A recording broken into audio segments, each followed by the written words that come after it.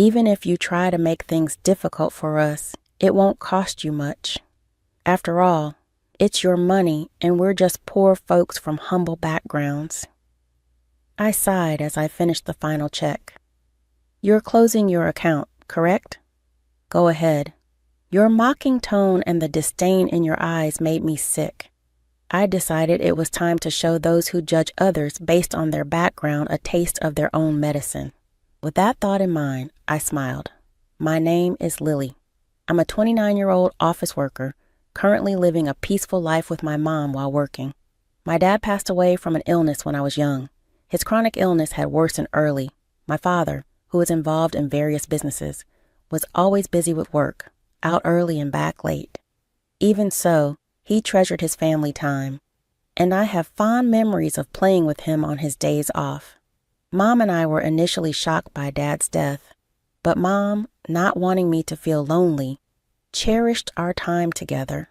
Fortunately, when Dad fell ill, he made sure with the former CEO to secure enough funds for our livelihood. Thanks to that, I was able to go to college. Both Dad's and Mom's parents were very supportive, especially my paternal grandparents, who lived nearby and took great care of me when Mom was at work. We still go back to both sets of grandparents for holidays like Christmas and spend time together. I am who I am today, thanks to the support of many people. To give back, I went to a national university and got a job at a major company. I thought about working at the bank my dad was supposed to inherit, but I chose a career I loved. You're being told to do what you love. I've already handed the bank over. Don't worry about it. Thanks to a fulfilling home environment and the freedom to dive into hobbies, I had no interest in romance. But now, at a mature age, many of my friends are married with kids. This led me to think about marriage, and that's when a certain encounter happened. I never imagined this meeting would lead to a major incident. Hey, Lily, aren't you interested in love? That was the starting point. A question from a colleague at work. We've been close since our rookie days. I have an acquaintance who's struggling to find a match. He's well educated and handsome. You're highly educated too, Lily. Maybe you'd like to meet him. Really? I've always thought it's a waste for someone as high speed as you, Lily. There are even a few people in the office who are after you. She has a wide network and always shares various stories. She's living with her boyfriend she met at a party and seems very happy. She's quite concerned about my lack of romantic involvement. I had even consulted her about marriage, leading to this arrangement. A few days later, I agreed to meet a man named Yosef. The rendezvous was at a cafe. As I waited nervously, a man approached me. Lily? Yes, nice to meet you. You're Yosef, right? Yes, thank you for today. Yosef's expression was blank as he looked me over. It felt like he was sizing me up, and I was a bit taken aback. Then, taking a seat opposite me, he quickly started the conversation. What do you do for work, Lily? I work in sales at a company. I've always enjoyed interacting with people and making use of my opinions, which is why I chose sales. I find it fulfilling, and I love the moments when customers are happy with their purchases. What's the name of your company? I told him the name of my company. Upon hearing it, Yosef paused for a moment, then smiled. It wasn't a pleasant smile, more like one of satisfaction. My company is quite a large enterprise with good performance. We're well trusted by our customers, I believe. Since he asked, I decided to return the question. What do you do? At my question, Yosef snorted with pride and began to boast. I work at Sunrise Bank as a department head. Sunrise Bank is a really big bank, you know. The work is tough, not something ordinary people can handle. But since my dad is the CEO and I'm the successor, it's different for me. I felt a stir in my chest at Yosef's words. I was expecting a normal response, but Yosef's aggressively toned words made me feel uncomfortable. Indeed, Sunrise Bank is a major bank. I knew about Sunrise Bank due to a certain incident, but I was surprised to learn that Yosef worked there as a department head. Wow, that's impressive. Sunrise Bank is a big place, isn't it? I flattered Yosef on purpose. I saw no need to be rude and thought this would probably be our last meeting. I figured it was better to be nice. Pleased with my flattery, Yosef continued to boast about himself. Honestly, talking to him was painful. He did listen to me occasionally, but always turned the conversation back to himself, even making outrageous comments about his lack of romantic prospects.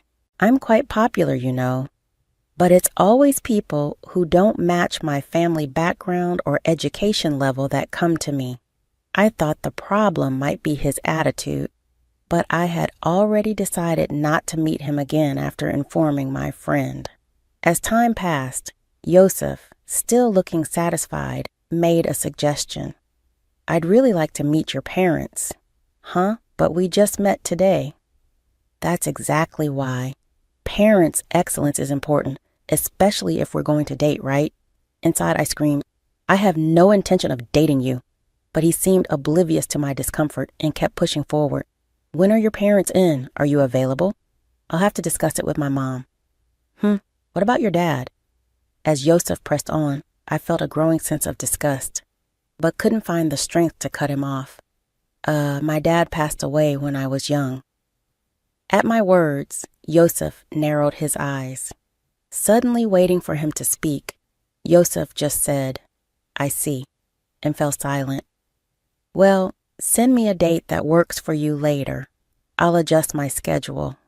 No, thank you. Should we leave then? Before I could finish, Yosef stood up. It felt like talking to someone from a different world. Despite my reluctance, I had given him my contact information and even discussed meeting our parents. His disdainful look upon hearing about my father's absence bothered me. In the end, we agreed to meet again with our parents. When I explained this to Mom, she smiled. Riley, maybe you were just nervous because you haven't dated before. Maybe, but the way he spoke was weird. Well, his parents will be there, right? Just say no if it doesn't feel right. I'll be there too. Thanks, Mom. Sorry for dragging you into this. As I apologized, feeling guilty, Mom laughed heartily. It's okay. No need for you to feel bad. Besides, I'm curious about Sunrise Bank. So let's see how it goes. So, Yosef and I arranged a family meeting. At that time, I had no idea Yosef had planned the meeting for such a shocking purpose. On the day of the meeting, we arrived at the place Yosef had chosen. It was a fancy restaurant. It's a big place, isn't it? Yes, it is. Inside, our table was ready, but Aesop hadn't arrived yet.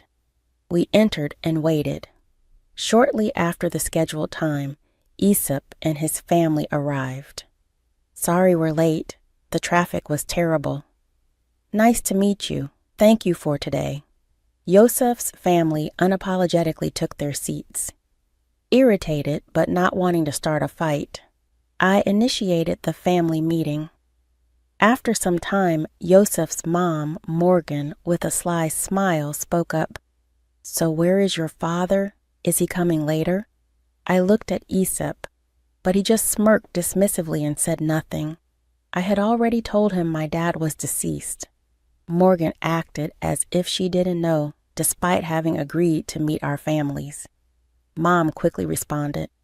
In my stead, my husband passed away from illness when Lily was young, so today I'm here as her mother. Mom responded with a calm smile. In contrast, Morgan raised her voice in an exaggerated manner. Oh, my Lily is from a single-parent family. I was taken aback by her words. Even after saying my father passed away from illness, her tone clearly carried malice. Being from a single-parent family, life must be quite hard, huh? But she graduated from a public university. That's commendable, right? Really? But still, being from a single-parent family, wouldn't dating her be complicated? Aesop's family's conversation left Mom and me utterly dumbfounded. Despite being present, they spoke so disrespectfully, mocking us as if being from a single-parent family was something bad. Such words aren't suitable for a first meeting. Angered, I retorted in a low voice, "Excuse me, but after Dad passed away, Mom raised me with great care. I owe my current life to her, and isn't it rude to speak about someone like that when you've just met?" Lily, however, Morgan burst out laughing at my words. Rude? Isn't it more absurd for the daughter of a single parent to think about marrying into a high-class family? I'm not really into strong-willed women. This is pointless. There's no getting through to them.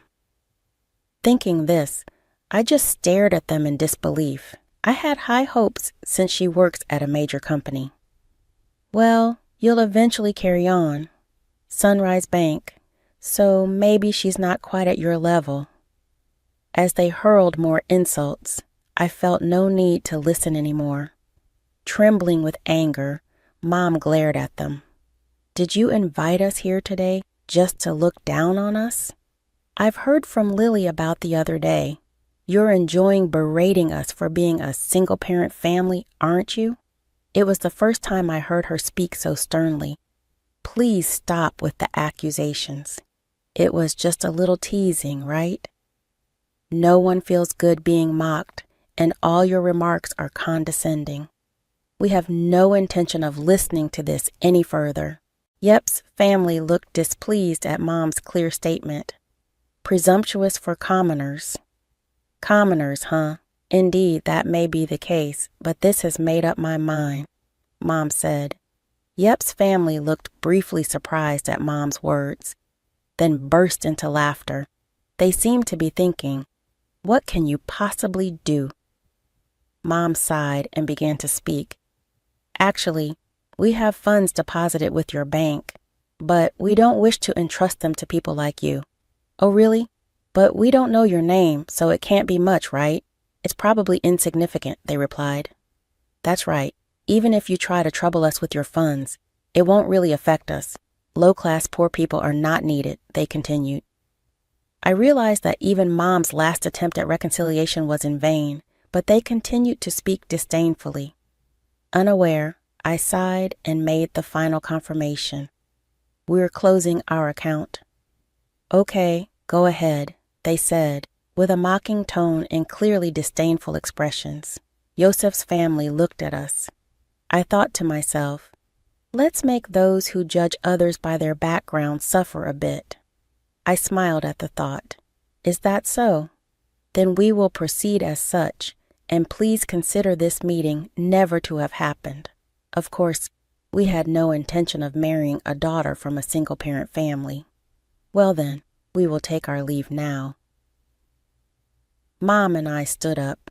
"Oh, don't worry about today's bill. It's too expensive for you." Is that so? With that, our family meeting ended. Later, I made a phone call. Weeks later, my mobile phone was flooded with calls from Aesop. Of course, I had anticipated this and had no intention of answering. It was their own responsibility. I immediately blocked the number. A few days later, I received a call from Grandpa Kyle. Summoned by Kyle, Mom and I headed to Sunrise Bank in the meeting room. Aesop's family, looking pale, was present. As soon as they saw us, Morgan stood up and rushed over to bow deeply. I am extremely sorry for what happened.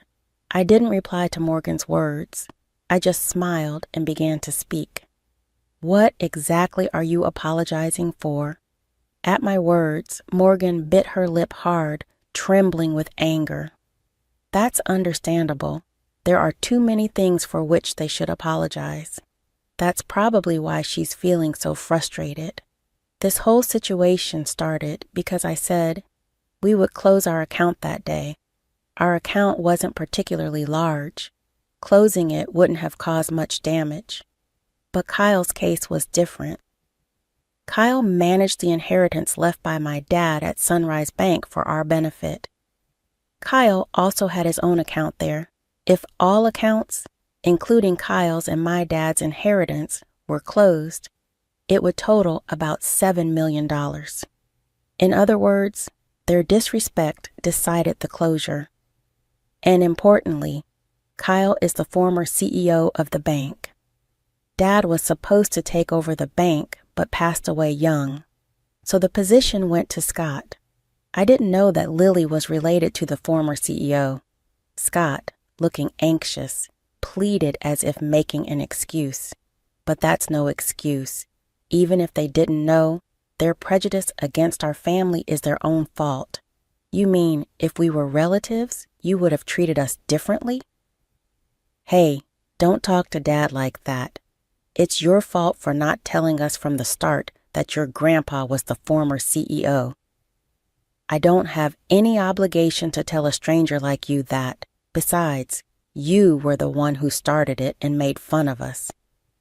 Remember Aesop? Unable to retort to my words, narrowed his eyes in frustration. You insulted me knowing I was from a single-parent family. When I said I would transfer the bank due to insecurity, you told us to go ahead. We just did as we were told. But it's just that. It may be just that for you, but have you ever thought about the feelings of someone whose family has been insulted? Silence fell. Morgan was trembling, looking hopeless, and Scott was hanging his head. But Aesop still seemed unconvinced, his face full of dissatisfaction. Getting all high and mighty just because people talk to you, Aesop remains unrepentant. At that moment, the door to the conference room opened, and Kyle appeared. Seeing Kyle's face got, and Morgan turned even paler, frozen in place. Only Aesop glared at me. Even after giving you a chance to reflect, you're still only thinking about yourselves, Kyle said. It's not my fault. It's her. Watch your words. If you continue, you'll end up even more miserable. Aesop, silenced by Kyle's words, glared at me again. Then, as if resigned, he burst out, "No way. Who would think a single parent's relative was the former CEO?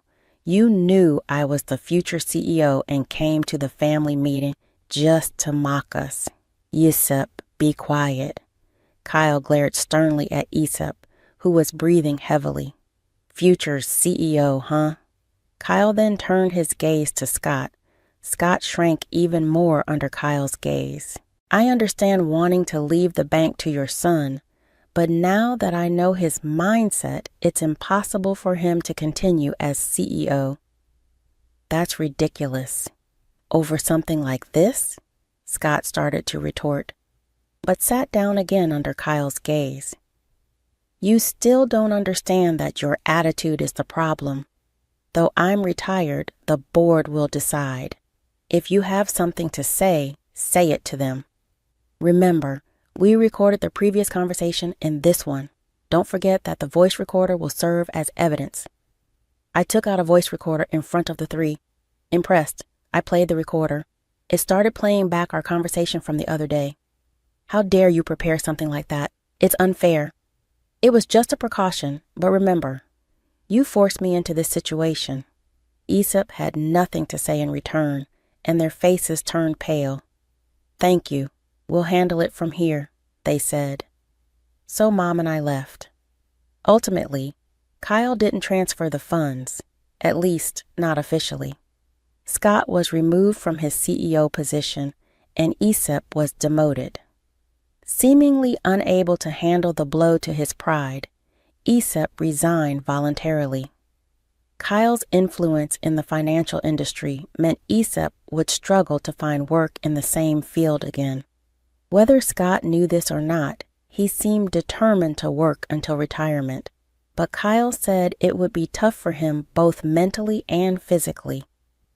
Morgan, who used to wield power as the CEO's wife, apparently started part-time work to maintain her lifestyle, but her character likely made it hard for her to keep a job. I'm really sorry. It's okay. You didn't know, right? I only shared what happened with a friend who introduced me to ESEP. She just heard about him through someone else and wasn't at fault. Mom was initially concerned about being a single parent, but I'm happy now and can live thanks to the support I've received. When I told her that, she smiled and said, "Thank you." After everything was taken care of, Kyle told us to come over to his house again sometime. I'm really grateful for Kyle's help in resolving the situation. Hey, who was tough, but I'm happy now, so it's okay. I have some good news for you. Really? It's not about dating again, is it? It's a friend of my boyfriend. This time he's definitely a good guy.